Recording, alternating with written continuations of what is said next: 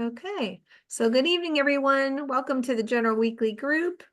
We are happy to welcome our book talk back for the new year of 2025, and we're going to kick this evening off with a wonderful author and a great book that he has written. And I'm going to allow Dr. Josie Van London, who is one of our wonderful oncologists in Pittsburgh, had worked at UPMC in the survivorship program, and now is doing a lot of wonderful things on her own podcasts and social media channels, and helping us with our survivorship program at Cancer Bridges. And she and Brad Buchanan have helped Jennifer Kim and I kind of compile these book talks. So I'm going to let Dr. Van London introduce Patrick. So take it away, Dr. Van London. Thanks. Thank you, Wendy. It is an honor for me to see Patrick here. I'm a big fan of his, but I don't want to make him feel uncomfortable. But he's written a beautiful book, and I hope you will read it at some point. There's always not an obligation to have read it before we have these sessions. We hope this session will inspire you. Just one comment: this session will be recorded because I converted it into a podcast. But if you have questions throughout, either let us know and verbally ask the questions. I will over record your questions so that your voice won't be in the podcast episode, or just write it in a chat and we will address your question that way. So without further ado, it's my honor to introduce Patrick Bringley, who has written his first book, which he has a unique ability to convert his feelings and thoughts in a book that describes his tenure at the Metropolitan Museum of Art, and how he describes his connection to art and how it helped him grieve the passing of his older brother, who passed away from cancer. I by no means do any service to your story, Patrick, and I wanted to ask you if you can spend a little bit of time expanding on your story, if you feel comfortable doing so. Sure. So thank you so much, Josie, for having me, and all of you for coming out tonight. It's an honor and it's humbling to speak to other people who, of course, are affected by something that has affected so many of us. So yes, my brother, when he was well, he died when he was 26 years old. He had what's called a soft tissue sarcoma. It was stage 4 when he was diagnosed. He lived with it, I think it was about 2.5 years. When he was diagnosed, I'm just 2 years younger than he was, and I was in New York City. I had graduated college. I had gotten a job at the New Yorker magazine out of college. And I kind of thought, I was up in a skyscraper at the corner of 42nd Street and Broadway. So I kind of thought that, here I am, at the center of the world, and I've made it, and I'm just going to try to climb the ladder here and sort of make a career. But then while I was there, my brother got this diagnosis, and I was spending, less time in my brother's hospital room and less time in, Midtown skyscrapers, and more time in, hospital rooms and in my brother's apartment in Queens. And it was clear that kind of, very momentous things were going on in quiet little rooms like that. I think sometimes that the word sacred really just means sort of set apart, set apart from the ordinary kind of mundane, profane world where we're all rushing about and we're thinking about kind of prosaic things. And when I felt like I was spending all this time in places like that, and I became very allergic to, going back to some office job and worrying about, office politics and corporate ladder climbing and whatever nonsense. And of course, I was so young too. It's not as if I was writing for the magazine. I just, what I've written. I hadn't kind of gone out and thought my thoughts yet. So when my brother died, I didn't want to just rush back and find some other office job.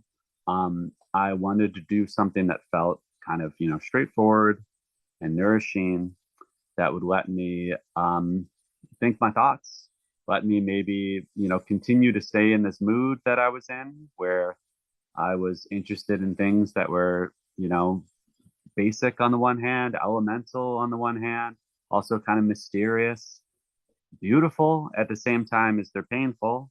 All these things that you go through.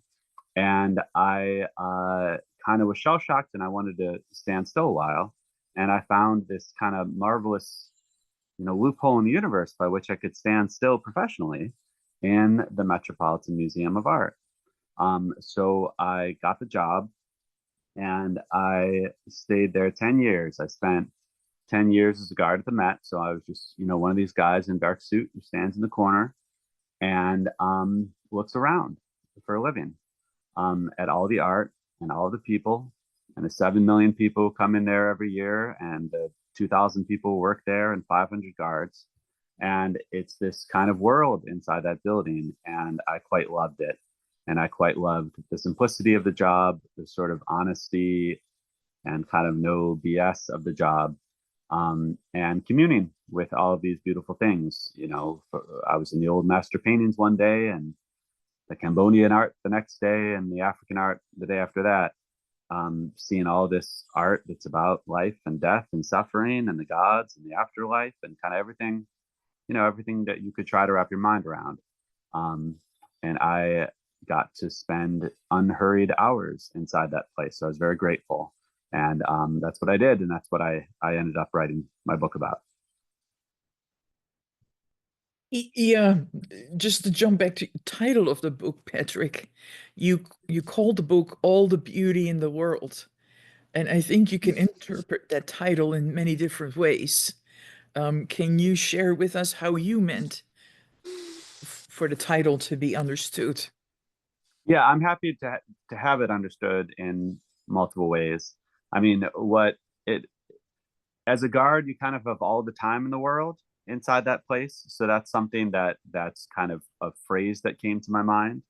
And then the Met, it's an encyclopedic museum. It tries to collect things from every corner of the world. And in a way, it tries to encompass all the beauty in the world. But though, I hope another resonance of my book, though, is that, of course, not just finished, pristine, perfect works of art represent all the beauty in this world. Those works of art are about things that can be very painful, but also can be very beautiful. And I think not only my communion with works of art in that place, but my making friends, and there's even parts of the book that are outside the museum where I have children, and I, meet my wife, and I go out and try to build a life in a world that is, sometimes unforgiving and sometimes full of, things that you might not rather be dealing with, things mundane or painful or whatever else. But, that's beautiful too, the sort of struggle to build a life out there. So I hoped that in some ways the Met is everything beautiful in the world, but of course the Met is representative of it's just a sliver in its own way, representative of this vast world that all of us inhabit, not just museum guards. Yeah, thank you. It's almost sort of a portal. Yeah. I don't know if you have the book in front of you, but there's a few sections that I highlighted, and I'm jumping around perhaps more than you'd like to, but part of in the last chapter of your book, let me see if I can find it right now. Here, no matter how arresting a moment is or how sublime the basic mysteries are, a complicated world keeps spinning. We have our lives to lead, and they keep us busy. That was your last sentence of the book, right? Not of the whole book, but it's near the end. Yeah, correct. But I like that particular sentence because it summarizes it all, I think. There are these mundane things next to these grandiose art pieces that distract us, but we have to deal with them. Yeah, there's this wonderful poem by W.H. Auden called Musée des Beaux-Arts. And the first line of the poem is about suffering, they were never wrong, the old masters. And what he means in particular, the poem goes on to talk about this Peter Bruegel painting of the fall of Icarus. And that even when this momentous kind of thing happened, Bruegel just situates it kind of in a corner of the painting and shows that this world is going on around it. And that you'll find that even in crucifixion scenes, like I'm talking about a little Fra Angelico picture at that point, um, there's this thing that happens that feels so momentous and so sacred or so sublime that it feels like it should just stop the world from spinning. This young man broken up on a cross there, but the old masters typically have all of these flourishes of the mundane world that continues to happen around it. So in the Fra Angelico picture, there's all these Roman sentries who are looking up at it. And, some of them are interested and some of them are bored and some of them kind of have their minds on other things. And I do think that for anyone who's had, this experience of going through illness or the death of a loved one, there can be this just sort of jarring moment where, you leave the hospital and you get on the train, I'm talking like a New Yorker here, and you see this whole world just kind of continues to spin around you, and sometimes that can feel I don't know, sort of cruel, but other times it can feel hopeful, and it's just something that you have to deal with and something that you have to adapt to. And sort of the narrative of my book in some ways is that I begin my journey at the Met sort of quiet and shell shocked and kind of the guard, quietly standing in the corner. But I sort of over the course of 10 years, get my rhythm back and more kind of integrated into the rhythms of the everyday world. Yeah, there's so many directions I can take this, Patrick. It's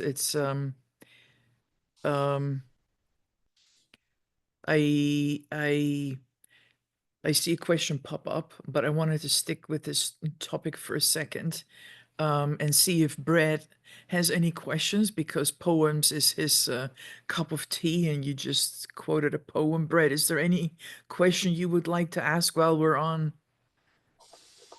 the poetic topic? Well, I of course I'm a big fan of W.H. Auden, and that particular poem kind of needed to be in this book somewhere, and I'm glad it is. Um, and that also reminds me of the scene in the book where your mother walks into the hospital room, Patrick, where you were, giving your brother massages, trying to make him more comfortable, and she just walks in and looks at the scene of his, still sleeping body, I suppose, and says that this is a bleeping old master painting. That there was something about that moment that was like a still life, perhaps. And that seemed, I guess I'm wondering, not so much explain again what the old masters were up to, but did your appreciation for art change in any way as a result of watching your brothers, in a way, painfully slow, but also in the, in the grand scheme of human existence, pretty rapid decline and death? Did that change your appreciation for art Did you appreciate more certain themes or periods of art, certain artists? Did it turn you more towards religious art? How did that kind of affect things?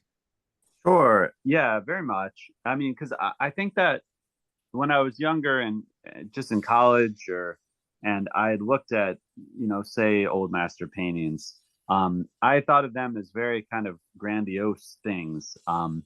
That, this is the sort of things that are painted on cathedral walls and, in the covers of great books. And in order to understand these things, I thought I would have to become very, very sophisticated. I would have to take some art history courses and learn the lingo and be able to write sort of erudite stuff that they might put in the New Yorker magazine. Um, but then when my brother was sick, and all of a sudden, I'm spending all this time in a hospital room, it's very obvious that the sorts of things that are being explored in paintings of the Passion in the 14th century are the same things that are right in front of our eyes. This is, I don't think it takes a stretch of the imagination to understand why people in, say, the 14th century were very interested in the Passion, which is a word that means suffering. I mean, these people, the bubonic plague may have killed a third of Europe. I mean, these people lived their life on the edge. They were very familiar with death. They were very familiar with suffering. They had lost children. They had lost spouses. And they kind of understood that as a sort of the essential kind of poignancy of this existence. And I think that they found it, as evidenced by those paintings, they found it very, very moving and very, very beautiful at the same time as, devastating. And to me, that sort of that mix of emotions, to use a couple of words from the old masters, adoration on the one hand and lamentation on the other, how these things sort of intermingle, how both of them sort of imbue these paintings that are often sort of luminously sad. These paintings, that's sort of the mood of a lot of that late Gothic kind of early Renaissance sort of art. So yeah, I was drawn to that stuff because I recognized something familiar in that stuff. It's not to say that that's all I was drawn to, because I don't know. I could pick examples from anywhere. Like, but I think I did learn from that experience to look at art in a somewhat human way, straightforward kind of a way that doesn't get bogged down in art history. Not that art history isn't good and isn't interesting, but you have to remember, if you're looking at a Greek, Koros statue, that the Greek guy who carved that statue, he wasn't thinking about art history. He didn't know that he was an artist. He didn't know that he was carving in the archaic age. He thought he was making a grave marker for one young man who died 2,600 years ago in Athens. And he thought you would come to this thing with libations in your hand and be thinking about where this young man's soul had fled, and then look up and see this sort of portrait of life, vitality, as the Greeks conceived life to be.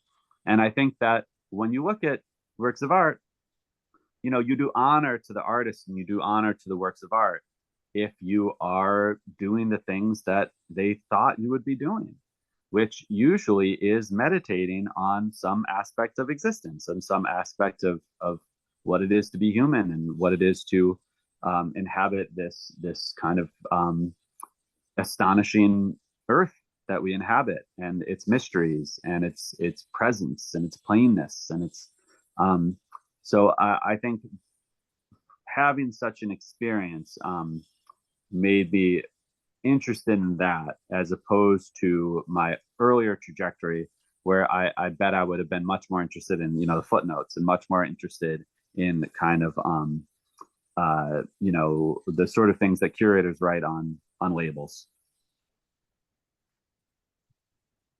Thank you. Go ahead. Yeah, I mean, and there are lots of great writers in New York writing about art genres, and and periods. Peter Sheldall of the New Yorker, I think, is pretty much on point. So I appreciated the way you brought your own personal sense of appreciation, which I found relatable, and the book does not get bogged down in a bunch of art history concepts or jargon that would be inaccessible to the ordinary person. And certainly where art's concerned, I am very ordinary in that regard. So I'm glad that you took the approach that you did in the book of sort of not putting on any sort of like expert hat. In fact, I like your Mets hat. That's a very down to earth hat. And I think in the book you wear a similar, a relatable type of hat, metaphorically speaking. But yeah, I think we should get into the chat question though, Josie. Yeah, I know. Because it's a two-way street. And somebody in the chat is asking the question about if you would be willing to explain more about your brother's journey. And I guess it's sort of a two-way street. Brett was asking about how your experience, your brother's experience and your experience of your brother's journey changed your appreciation of art. But I think it goes in two directions, because art also helped you heal from your traumatic experience, if I'm allowed to use that particular wording. And so I was wondering if you would be willing to share a little bit about your brother's journey, your perspective of it, and how art has helped you heal. You touched on it a little bit, but maybe would you be willing to go into a little bit more detail and maybe specific examples? So there's really two questions there. Would you be willing to share more about your brother and your response and your healing journey and the role of art in it? Sure. So yeah, my brother. So he had moved to. I went to undergrad in New York. He moved to New York for graduate school, and he was getting a PhD in applied mathematics in biomathematics. So he studied biology. He actually studied kind of the way that these fluids move within cells. And then he got his diagnosis. And you guys know how all this goes. He had, radiation and chemo and more chemo and more chemo and surgery after surgery after surgery. At some point, it went to his lungs and it went to his brain. And as soon as it had gone to his lungs, this is very, very, very bad news. He handled his illness with just astonishing sort of simplicity and grace. He was young, he was newly married, but he had this personality, even though obviously he was brilliant, he had this very kind of straightforward, everyman kind of personality. He loved baseball too, and he didn't kind of, it didn't throw his life into crisis in a strange way, because he kind of knew the things he liked and the things he loved, and he wanted to be around family and keep watching, Jeopardy and doing the crosswords and watching the ball games. And in in his hospital room, there was, I have a lot of very, very, very happy, fond memories, because it was just this beautiful little place where we were kind of following his lead, and he was doing all the things he needed to do to fight, but he also wasn't deluding himself. And he just kind of had in his character, for whatever reason, he just had this profound kind of stillness and simplicity and kind of frankness. So he was somehow well equipped. He was well equipped for what was thrown at him. And a hell of a lot was thrown at him, of course, because again, as you guys know, it's like it's not just that it's a big calamitous event, like, oh my God, I have cancer. it's also that it's just all of these tens trillions of little annoyances, with dealing with the hospital and with your insurance company, and just losing your ability to do this and that and the other thing, and how that makes doing this hard, and it's a burden on your wife, and you need someone to do the dishes more, or whatever. And to me, just witnessing that, witnessing the level of uncomplainingness and the level of that he was able to still just kind of show gratitude for what he had, and was just just gobsmacking. I mean, it's I feel unworthy of it, because I am a person in my normal life, like most of us probably. I complain, and I complain about things, and even though I shouldn't complain about anything, I feel in a pulled back way. I've got my health and my beautiful family, and I've got a career, and my book's done well, but he just, but I still, you forget these things, and you become unwise. And my brother, for whatever reason, he just had an ability to just kind of remain in his pocket of wisdom, and he always had this kind of little smile in his eyes, which was insane. It's hard to even fathom how he did it, but he did it. um and so the other part of, so then yeah, I don't know if that explains the journey really. I mean, he was living in Queens. He had this Dr. Philip Blum, who we liked a lot, and he just went through all the stages and all the surgeries and all the recoveries, and it prolonged his life somewhat, but at some point it wasn't gonna cure him. um and then as for your other question, I mean, I don't know that it's ever straightforward, like how you use art or anything else in a sort of recovery sense. I mean, I just know that I was very grateful for the space, and very grateful to kind of not just jam myself back into the rhythm of something, but to have this place that continued to feel sort of sacred, and interested in elemental and basic, and rubber meets the road type things, being with art that also seemed to be focused on things that I thought Tom was focused on, and I wanted to be focused on. And just there's just wasn't a lot of nonsense to what I was doing, not a lot of nonsense to the job, not a lot of nonsense to some ancient Egyptian statues that I was contemplating. And that felt nice, and it felt like I had, even if I had the space that I needed to kind of think my thoughts and go at my own pace. But then I also think that there is something comforting, of course, about knowing, how unalone we are. Both, talking to friends or colleagues going through similar things, but also just that the world in general, I mean, that's just what humankind has always dealt with. And you see that there are people who for thousands of years, who all over the planet have been thinking about the same sort of issues that you are, and finding beauty, and finding facing struggle. And I like to be in the company of all those things. It felt like a worthwhile use of my time. So I think that made me feel good, and ultimately kind of put me back in rhythm. And part of what put me back in rhythm too is just kind of everyday stuff. I made friends.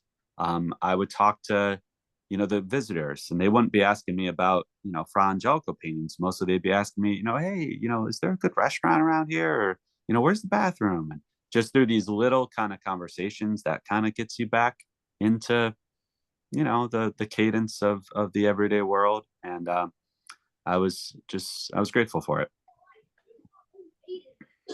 Yeah, I am wondering. By the way, your response was beautiful.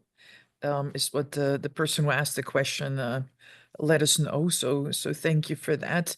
I I have another question, but before we go there, I wanted to ask you, or more share what's going on in my head. But as I'm listening to you, it's almost like your brother and you are it sounds a little bizarre maybe, are giving each other a gift your brother put you on a path with purpose. This is the purpose you found for yourself. You wouldn't have gone this path if it wasn't for your brother's health situation. And I think similarly, this book is a legacy to your brother. You are keeping him alive through this book. It's almost like you're giving each other a lasting gift. Do I make sense, or does it sound bizarre? No, no, you do. Yeah, I appreciate that. I it is a nice thing to think. Like, one thing that's been nice about the book being out in the world is that I'll hear from my brother's friends, even ones that I didn't know, people from college or something, who say that they recognize him in the book, and they feel like there's something captured in him. And then that, of course, whether you think of it in a literal way or a metaphorical way, that kind of puts a piece of him into them as they're reading it, and so that it sort of spreads him around and kind of does sort of keep something that was in him alive. So that's cool. Yeah, it's very cool. I'm grateful for that. Thank you, Patrick. Another question is, were you an art enthusiast prior to taking the guard job? Yes, I've always loved it. I didn't study it formally. I went to NYU and I mostly did English literature, and I was in this program where you could do kind of a bunch of the liberal arts. So a little religious studies, a little classics, a little this and that. But no, I always did. I loved going to the Met as soon as I went to New York City. I think one of the reasons I live in New York is I love this feeling of being small and, walking around and losing yourself in a crowd and feeling like you're just this tiny, insignificant speck. And oh my God, look at all this world around us. And one of my favorite places to do that was at the Met. And I, in some ways there was a feature that I wasn't an art history student or something, because I could just wander through that place naively, sort of like a child, just being astonished by things and sort of losing myself in things that were beautiful for reasons I couldn't quite understand. And I think they came from my mom too. So I grew up outside Chicago, and my mom was a theater actor her whole career. So my earliest sort of exposure to art was probably seeing her in plays, and that feeling of sort of the house lights going down and the stage lights going up, and something kind of magical is happening on the stage, is something that's very real, is very with me. And I think I thought of art as of a piece with that. And then she loved art too, so she'd bring us to the Art Institute of Chicago. I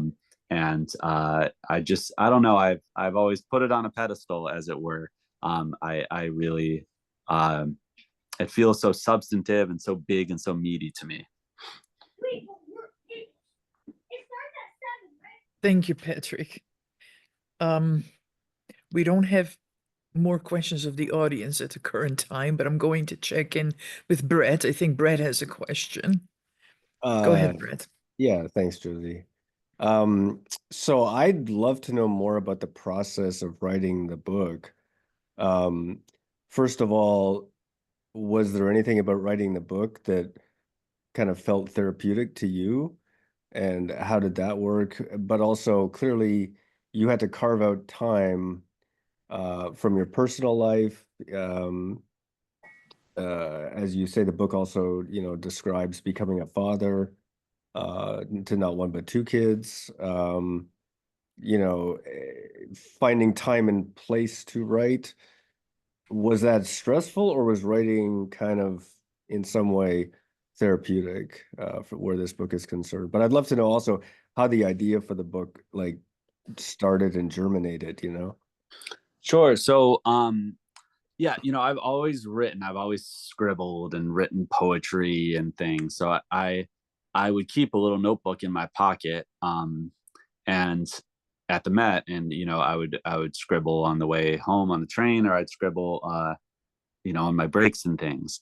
And I'd be writing down, observations I could remember about something that struck me, little conversations I was overhearing, things like that. But I didn't have in mind writing a whole book for sure, because I didn't know how the heck to do that. Um, but I thought, I don't know, maybe I'll try to write, a review of a special exhibition from a guard's perspective or something. I did kind of have that inkling maybe a couple of years in. Then maybe like 6 or 7 years in, I did get serious about writing a book. But my first idea was I set out to write a guard's guide to the Met. That was my idea. And I would, write about the art and mix in, behind the scenes stories and anecdotes of funny things I overheard and things like that. But I started to write that, and it was kind of a mess, because I think if you ever try to write something that doesn't have sort of a center to it, a sort of a story or some kind of animating impulse behind it, it's just like a bunch of anecdotes kind of sprinkled all over the place. So I worked hard at it, but I was like, God, this just isn't coherent in any way. And I was like, well, people sure do like stories, and what story would I have to tell? And it just dawned on me, it's like, well, it would have to be my own story. And then in order to write about art in a sort of very subjective way, which I thought could be appealing, I would have to tell them quite a bit about the subject, which is me. And I realized, oh gosh, so I probably would have to also write about my brother and about coming to the Met. And sort of by degrees, it got more ambitious that way. It started off just this idea, I'm a guy who's going to write some essays about art. And I had to teach myself how to do that. How to write a memoir. I had to especially teach myself how to do kind of the novelistic sort of elements of it, because memoir is a lot like a novel, that you should be writing in scenes and things take place in settings, and you want to kind of paint the picture of these things. So I just wrote, probably 1 million, I don't know, 500,000 words, just wrote, filled up notebooks. I write longhand. And whether that was therapeutic, I mean, I think so, in the sense of I really enjoyed the thinking of the thoughts and this sort of wide open writing. I didn't know what direction I was going in. I would just think about something and I would just fill up a notebook about that subject. And that was a process of figuring out what I thought about this stuff and what I had to say, what I might have to say that was original, my kind of tone, my sort of voice, what that could be. Because not a lot of people write about art in a very, highly personal way. Most people write about, in an academic sort of a way. So I just wrote endlessly in circles until I figured out kind of what the tone is, like how I pitch this, my sort of posture towards the art, and what kind of characteristically the way I'll be writing about this stuff. Then once I kind of had that, I wrote about 40,000 words, which is kind of a short book of what I thought could be kind of a book, but it was still pretty in my own head and pretty essay-like. But I was able to get an agent based on that. And I got an agent just by cold calling. I didn't know anybody. So I was just, you do what's called querying. You find memoirs or books that are somewhat similar to your book. You flip to the back to the acknowledgments. You find where the author thanked their agent. You write down the name of said agent, and you start bugging them. You write them a query letter with your pitch. And then if they like your pitch, they'll ask you for pages. And if you like your pages, maybe you'll get a meeting. But 90%, not 90, 98, 9% of people ignored me. But you don't only need to find one. So I found my agent, and then my agent was helpful in getting, not helpful, was, instrumental in getting me, helping me craft a book proposal, or just kind of giving me the model of what a book proposal should be. And we had good success with that. And we found an editor at Simon & Schuster, who we liked the best of the ones that offered us, deals. And then was the hard part, because at that point, hardly anything of my original book survives into the book, because I just, at that point, I had to be a professional. I had to deliver this in, really the best shape I could. So I had 18 months to completely rewrite it and deliver the manuscript. And then 6 months we edited it.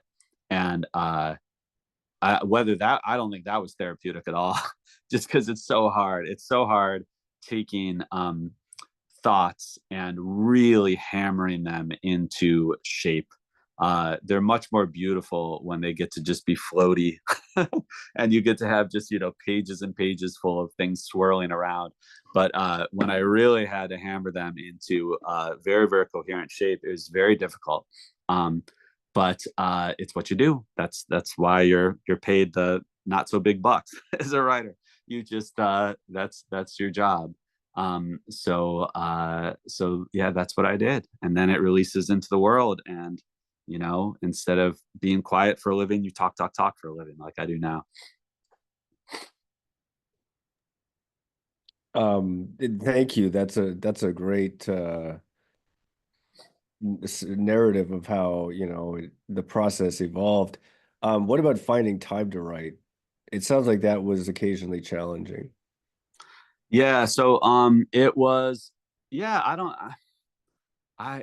that's what I did with my time. I mean, that's what I would do on the train, and that's what I would do. But yeah, no, of course you had to find time.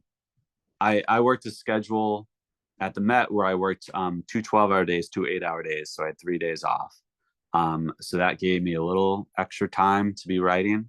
I was very fortunate that once I got my I'm very, very lucky in that when I got my book deal, I got enough money to live on. So I was just able to just write. So once I had the book deal, that 2 years that I described of writing the book, that was my full-time gig. But it was also COVID. So I also had to Zoom school my kids, or help, them Zoom school for however long that lasted. And it's not that it wasn't without stresses and chaos. It certainly was. But I'm luckier than your average writer in that I did get the money to just write. How old were your kids when you were Zoom schooling them? They were pre-K and first grade, which is brutal. That's a tough, yeah. Yeah. So probably the worst age to have to do something like that. So you and your spouse have my full sympathies. Thank you. Yeah, it was hard on everyone in different ways. That's what I've learned talking to people. I think, it didn't miss you, whoever you were. Indeed. Now, there's another good question in the chat that I'm happy to relay. Are you working on another book? Assuming that you want to write another book, and do you have a subject in mind without divulging trade secrets, of course? Yeah. So, there are a few things I'm doing right now. One thing is I adapted this book into a one-man play, and I performed that down in Charleston, South Carolina. They produced it down there as part of the Charleston Literary Festival, and it went well. So it looks like it's going to be off Broadway starting probably in March through May. So I'm going to be performing as myself in an 80-minute play where I'm wearing the blue uniform and I'm a guard, and there's going to be projections of the art. It's directed by Dominic Dromgoole, who's a Brit. He used to run the Globe Theatre in London, and he helped me sort of envision all the visual aspects of it. And he's been so wonderful helping me turn this into an honest to God piece of theater. So that's exciting. And then I am writing a new book, but I'm in that beautiful early stages that I described where I'm just filling out notebooks. Like, the most important thing is to continue to write. I have like a number of subjects. I have an overall idea, which in its vaguest terms is about seeing, not looking, but seeing, and how you see arts and how art helps you see other things, and kind of what I learned from being on the floor of the Met, but what I want to continue to learn as I'm out in the world, looking at not just things on pedestals and in frames, but the sky and the trees and the sun and the sea, and kind of, what can I learn about that talking to other people, and how does one see? Because it's this complicated dance that happens between your eye and your mind and the world out there. So I'm thinking of writing a book about that, but that's all in sort of early stages.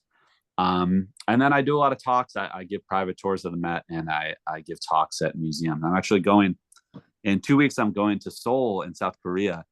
One of the craziest things that's happened in this whole adventure is that my book is like a wild smash hit in South Korea.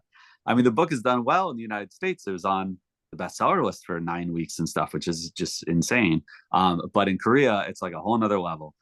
So I'm gonna get to go there and try to decide or try to discover why that is. So I'm very excited for that. So yeah, those are all kind of the irons I have in the fire right now. It's very amazing how you continue to highlight the beauty in the world and make art more accessible and relatable to everybody. And it's we talked about the title of your book, how it can be interpreted in many ways, and you're okay with others interpreting it in any way they would like to interpret it. And I guess it's the same with art. Everybody sees art, whether it's music or written language or, art pieces in a art museum. Everybody takes something differently away from it, depending on where they are in their phase of life and what they're dealing with in their life. And it's not an easy task for you to do that, but you're doing it and you're helping many people. I hope you do realize that. And that's part of why I think it's a smashing hit. In many places, you're hitting something in them that makes them appreciate life, putting it in perspective. I'm guessing that that is what it is, but you're going to tell us when you come back from Korea, right? Yeah, we'll see. We'll see. It's interesting how, yeah,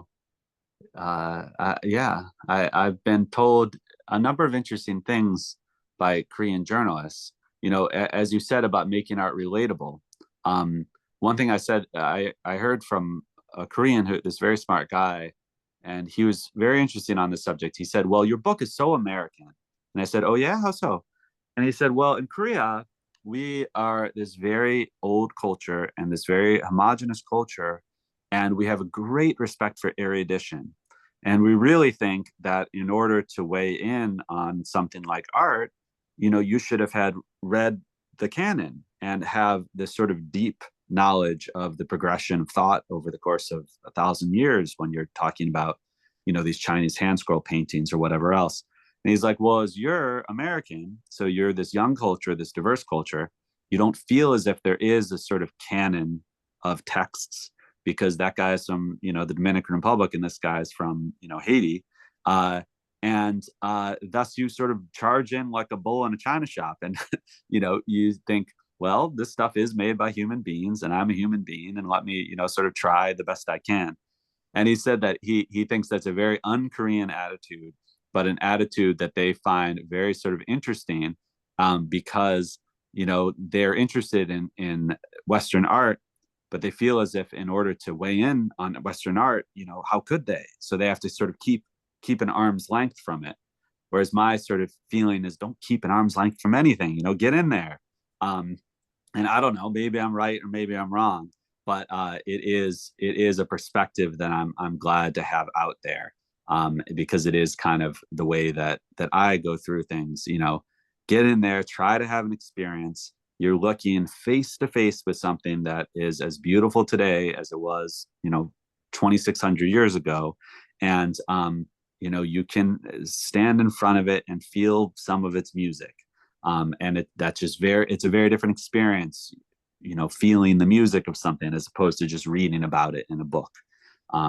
So yeah, I hope the message comes across. On that note, to some extent, for people who just love your book, since you're not going to write, all the beauty in the world part two, quite the same way. Are there other authors that you kind of took inspiration from? People that you think people who love your book should also read? Anything along those lines? Yeah, I mean, of course, there's so many books that I read and love. When I was writing my book, I read over and over again the book Homage to Catalonia by George Orwell. Um, Mhm. it's this absolutely beautiful memoir that he wrote. I guess memoir is the right term. Nonfiction book he wrote about his experience in the Spanish Civil War. and it's very beautiful, and it's just very serious minded, but also his prose is so kind of crystalline. And I found, probably because I was a young writer and very impressionable, that I would fall into the same cadence writing as the stuff that I was reading. So I couldn't read things that were a bad influence on me. So even though I might love, Dickens or something, I wouldn't want to be reading Dickens, because you don't want to write your syntax like Dickens's syntax, because it's sort of baroque and has all these flourishes to it, and you're not Charles Dickens. You can't write that way. So I would have to be careful, right, reading things that were in ways that would instill good habits into me.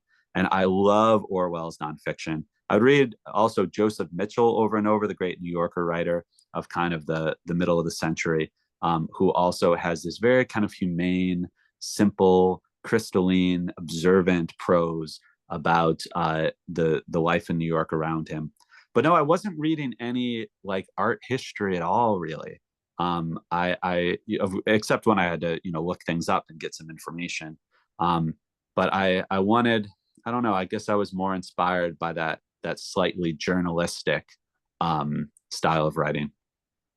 Yeah, well, thank you. That's a really, I would never have imagined that Orwell's Civil War memoir would be something that you'd be reading. But Orwell is kind of a stylistic minimalist, I guess. He wrote that famous essay, Politics in the English Language, where he tries very hard to get us to focus on telling the truth, not using, flowery abstractions, hiding behind, mystical concepts. In a way, he's very materialistic.